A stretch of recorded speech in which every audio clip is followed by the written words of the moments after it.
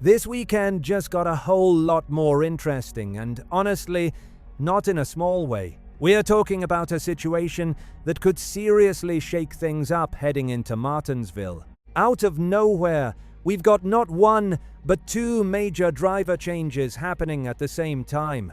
And both of them say a lot about what's really going on behind the scenes in NASCAR right now. This isn't just about filling seats, it's about opportunity, pressure, and some big question marks about what teams are planning for the future. And trust me, one of these moves completely caught me off guard. If you're the kind of fan who doesn't just watch the races but also keeps up with driver moves, team strategies, and all the drama in between, then you'll definitely want to stick around for this. And real quick, if you're new here, make sure to like the video and subscribe. This channel is just getting started, and we are chasing that first 10,000 subscribers. Real NASCAR talk, the way it should be.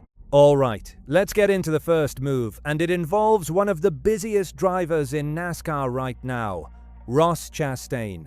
If you've been following this season, you already know Chastain has been everywhere. In 2026, he's basically been racing anything he can get into. He's coming off a strong run at Darlington, where he finished second in the Truck Series with Nice Motorsports. On top of that, he also made an Xfinity start with JR Motorsports, driving the part-time number 9 Chevrolet and bringing it home in 14th. Solid result, not flashy, but definitely respectable. Now here's where things get interesting. That number 9 car is returning this weekend at Martinsville, but Chastain won't be behind the wheel. Instead, JR Motorsports is giving the seat to Lee Pulliam. And yeah, this is one of those moments where you stop and think, wait, what? Pulliam is 37 years old and a beast in short-track racing. He's a 4-time NASCAR Wellen All-American Series Division I national champion and has multiple wins in late model competition. But here's the catch. His experience in NASCAR's National Series is extremely limited, with just a handful of starts dating back to 2014. So yeah, this is a huge jump. Now don't get it twisted, Chastain isn't out this weekend. He's still racing at Martinsville, just with a different team. He'll be driving the 91 Chevrolet for DGM Racing, marking his third different team in just 4 Xfinity starts this season. That alone is pretty wild.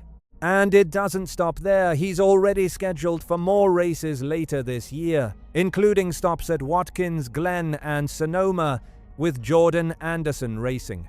Plus, with the updated rules now allowing experienced Cup drivers to run up to 10 Xfinity races per season, don't be surprised if we see him back in that number 9 car again soon. This feels less like a replacement and more like a rotation, but still, giving Pulliam a shot at Martinsville is a big deal. A short-track specialist at a short track, this could either be a genius move or a serious challenge.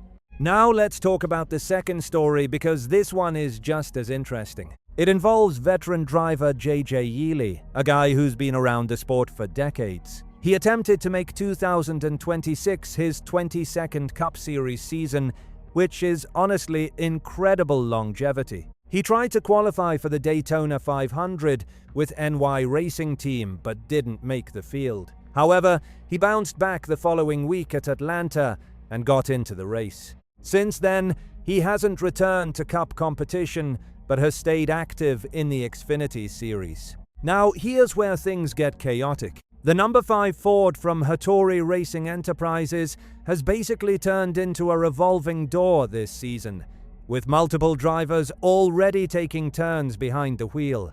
And for Martinsville, there's another change. Yeley is out, and stepping in is one at 9-year-old Luke Baldwin, making his Xfinity Series debut.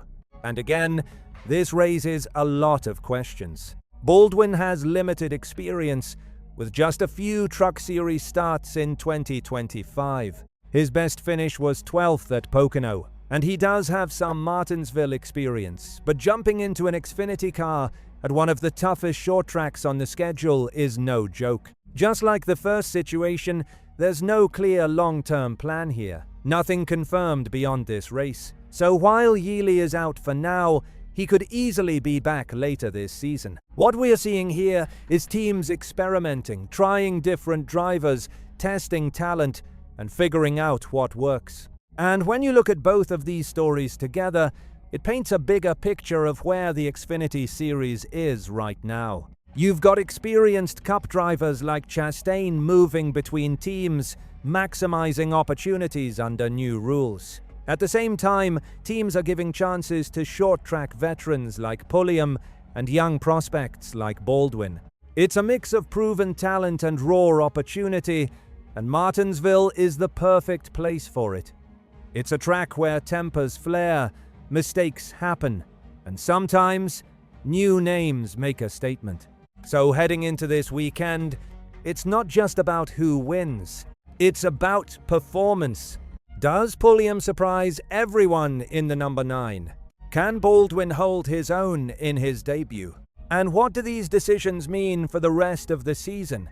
Because moves like this don't just stay at Martinsville, they can shape future races, future rides, and even entire careers. And that's what makes this moment so interesting. Now I want to hear from you. What do you think about these driver changes? Do you like seeing new talent get opportunities, or should teams stick with experienced drivers? Drop your thoughts in the comments, and let's talk about it. And if you enjoyed this breakdown, don't forget to like the video and subscribe to NASCAR Nation Report. We're just getting started, and if you're into real NASCAR talk like this, you're in the right place.